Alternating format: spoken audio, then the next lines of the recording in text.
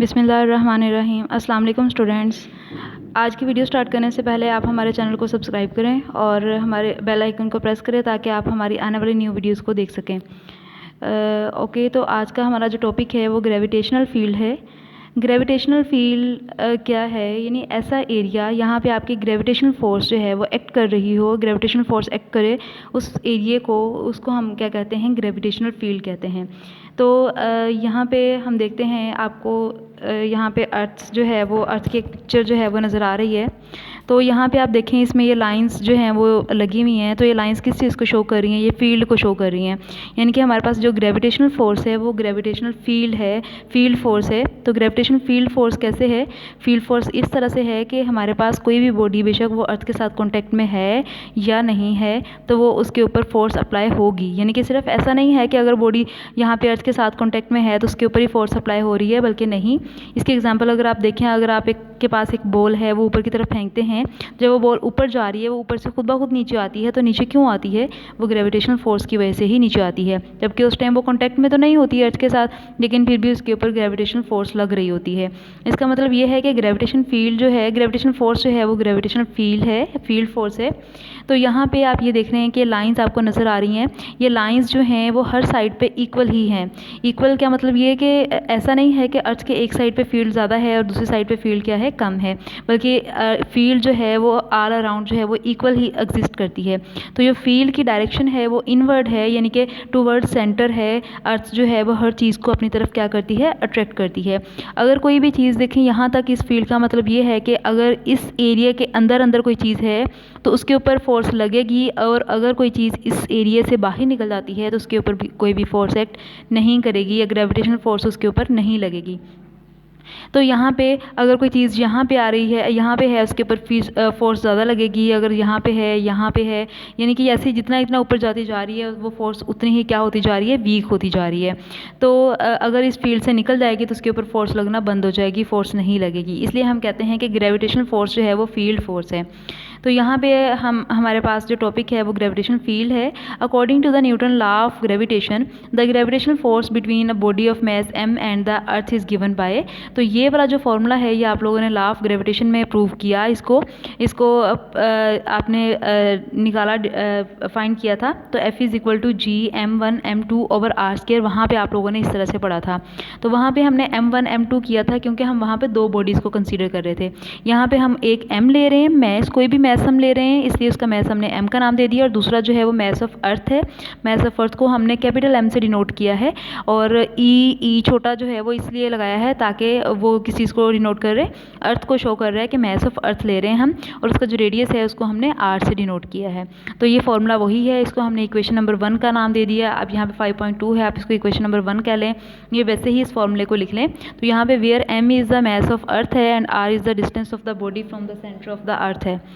तो यहाँ पे m ये हमारे पास क्या है? मैस ऑफ अर्थ है, एंड r क्या है? Centre of the, distance of the body of the earth है। तो the weight of a body is due to the gravitational force with which the force attracts a body. तो किसी भी body का जो wait होता है वो ग्रेविटेशनल फोर्स की वजह से होता है। ग्रेविटेशनल, ये आपने पीछे भी पढ़ा है कि वेट जो है वो किसी भी बॉडी का वो एग्जिस्ट इसलिए करता है ग्रेविटेशनल फोर्स की वजह से ही। तो gravitational force is a non contact force. मैं आपको पहले बता चुकी हूँ कि ग्रेविटेशनल फोर्स जो है वो नॉन कॉन्टैक्ट फोर्स है, यानी कि अगर इसके साथ कोई बॉडी कांटेक्ट में है या नहीं है तब भी फोर्स इसके ऊपर अप्लाई होगी। For example the velocity of a body, एक वेलोसिटी, बॉडी की जो वेलोसिटी है वो जब हम उसको ऊपर की तरफ फेंकते हैं तो उसकी वेलोसिटी कम होती है, लेकिन जैसे ही वो नीचे आ रही होती है इसकी वेलोसिटी क्या हो जाती है? ज़्यादा। उसके अलावा अगर हम कोई और चीज़ भी देखते हैं तो उसकी वेलोसिटी क्या हो रही है? ज़्यादा। जैसे ही वो कम होती, नीचे आ रही होती है तो इसकी वेलोसिटी क्या हो रही होती है? कम हो रही होती है। तो नीचे इसकी वेलोसिटी ज़्यादा हो रही होती है,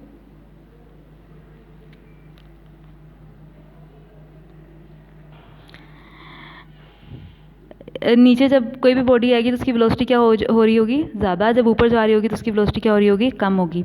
तो यही एग्जांपल यहाँ पे है कि for example the velocity of a body throne up goes on decreasing while on return its velocity goes on increasing. जब वो ऊपर जा रही है तो उसकी वेलोसिटी क्या हो रही है? डिक्रीज। और जब वो नीचे आ रही है तो उसकी वेलोसिटी क्या हो रही है? Increase. This is due to the gravitational pull of the earth acting on the body whether the body is in the contact with the earth or not। तो ये किसकी वजह से हो रहा है, ये अर्थ की पुल की वजह से हो रहा है कि बॉडी जो है वो अर्थ के साथ कांटेक्ट में हो या ना हो। तो इस वजह से बॉडी जो है, बॉडी के ऊपर ग्रेविटेशन फोर्स जो है वो एक्ट करेगी जब तक वो उसकी फील्ड के अंदर है। Such a force is called the field force, इसको हम कहते हैं फील्ड फोर्स, और ये डेफिनेशन आती है, इंपॉर्टेंट है, पेपर में आती है। तो ये फील्ड फोर्स अगर आप यहाँ से करना चाहते हैं यहाँ से कर लें, वरना इसको ग्रोसरी में इसकी डेफिनेशन है वहाँ से भी आप कर सकते हैं, लेकिन ये एग्जाम्पल आप लाजमी लिखेंगे, the velocity of a body वाली या बॉल वाली, तो ये आप लाजमी करेंगे और साथ में ये डेफिनेशन आपने करनी है। नेक्स्ट हमारे पास है this field is directed toward the centre of the earth as shown by in arrows. ये अगर हम देखें तो इसकी जो एरोस लगे हुए हैं ये किस चीज़ को शो कर रहे हैं, ये फील्ड की डायरेक्शन को शो कर रहे हैं जो कि इनवर्ड है या toward the centre of the earth है। The gravitation field becomes weaker and weaker as we go further and further away from the earth. तो ग्रेविटेशन फील्ड जो है वो वीक से वीक होती चली जाती है, यानी कि कम से कम होती चली जाती है जैसे जैसे हम ऊपर जा रहे होते हैं, दूर जा रहे होते हैं, डिस्टेंस ज़्यादा हो रहा होता है तो फोर्स क्या हो रही होती है, कम हो रही होती है। In the gravitation field of the earth the gravitation force per unit mass is called, इसको हम बोलते हैं ग्रेविटेशनल फील्ड स्ट्रेंथ। तो ये डेफिनेशन आपने यहाँ से करनी है, in the gravitational field of the earth से, in the gravitational field of the earth the gravitational force per unit mass is called gravitational field strength. यहाँ तक है, लेकिन आपने इसके आगे इसकी वैल्यू भी राइट करनी है। At any place its value is equal to the value of G at that point, उसकी वैल्यू जो है वो जी की वैल्यू के इक्वल होती है। Near the surface of the earth the gravitation field strength is 10 Newton पर केजी, और इसके यूनिट के साथ आपने इसकी डेफिनेशन जो वैल्यू है वो करनी है, और इसकी वैल्यू जो है वो जी के या ग्रेविटेशनल एक्सेलरेशन के इक्वल होती है। उसकी भी 10 है, अप्रोक्सीमेट 9.8 होती है, तो अप्रोक्सीमेट 10, तो इसकी भी क्या है 10 है। तो यहाँ तक हमारा ये टॉपिक तो कंप्लीट हुआ। नेक्स्ट हमारे पास मैस ऑफ अर्थ है। तो मैस ऑफ अर्थ में हमने सबसे पहले क्या कंसीडर करना है, हमने अर्थ को कंसीडर किया कि हमारे पास क्या है, अर्थ है, ये अर्थ का सेंटर है, यहाँ से अर्थ की सरफेस तक का जो रेडियस है वो क्या है, आर है, और इसकी अर्थ के बिल्कुल ऊपर हमने क्या रखा हुआ है, अर्थ सरफेस के साथ ही कांटेक्ट में है एक मैस है जिसका मैस m है, और अर्थ का मैस क्या है, m कैपिटल ME है, और इसका जो वेट है मैस का वो किस तरफ एक्ट कर रहा है, डाउनवर्ड डायरेक्शन में एक्ट कर रहा है। तो consider a body of mass m on the surface of the अर्थ, हमने कंसीडर किया कि हमारे पास एक मैस है, ठीक है, let the mass of the earth be ME and radius of the earth be R। तो अर्थ का जो मैस है वो ME है एंड रेडियस जो है वो क्या है, कैपिटल R है। The distance of the body from the centre of the earth will also be equal to the radius of the R। मतलब ये कि इसका जो डिस्टेंस है वो इस रेडियस के ही इक्वल है, क्योंकि ये बिल्कुल सरफेस का साथ कॉन्टेक्ट में है, यहाँ से सरफेस के साथ ऊपर इसका डिस्टेंस नहीं है, तो इसका भी डिस्टेंस उतना ही है जितना ये रेडियस है इसका, ठीक है।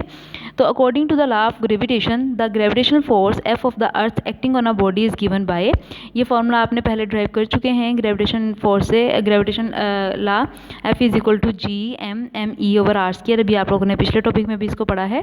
तो उसके बाद हम इसकी जो डेरिवेशन है वो देख लेते हैं कि डेरिवेशन किस तरह से करेंगे। यहाँ पे इसकी डेरिवेशन आ गई, according to the law of gravitation F is equal to GM_ME over R square, इसको हमने इक्वेशन नंबर 1 का नाम दे दिया। और उसके बाद हम जानते हैं कि फोर्स जो है वो किसके इक्वल होती है, वेट के, और वेट जो है वो किसके इक्वल होता है, mg के इक्वल होता है। तो यहाँ पे हमने इसको नाम दे दिया इक्वेशन नंबर 2 का। उसके बाद हमने इक्वेशन 2 को पुट कर दिया इक्वेशन नंबर 1 में, आप इस तरह से भी लिख सकते हैं, या फिर कह दें कि putting the value of F in equation number 1। तो F की जगह पे क्या आ गया, F की वैल्यू mg आ गई is equal to GM_ME over R square आ गया। तो यहाँ पे R स्क्वायर डिवाइड हो रहा है, इस साइड पे जाके क्या हो जाएगा, मल्टीप्लाई हो जाएगा।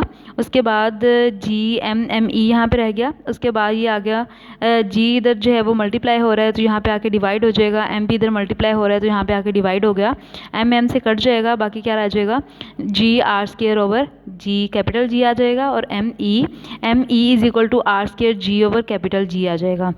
तो यहाँ पे ये आ गया आपके पास, ये इसकी इक्वेशन आ गई। अब इस इक्वेशन में हमने क्या करना है, यहाँ पे इस क्वेश्चन में वैल्यूज़ हम पुट करेंगे। इक्वेशन हमारे पास ये आ गई है MER²G/G। अब R जो है वो रेडियस है, इसकी वैल्यू फिक्स होती है, वो जो है 6.4 × 10⁻⁶ मीटर है।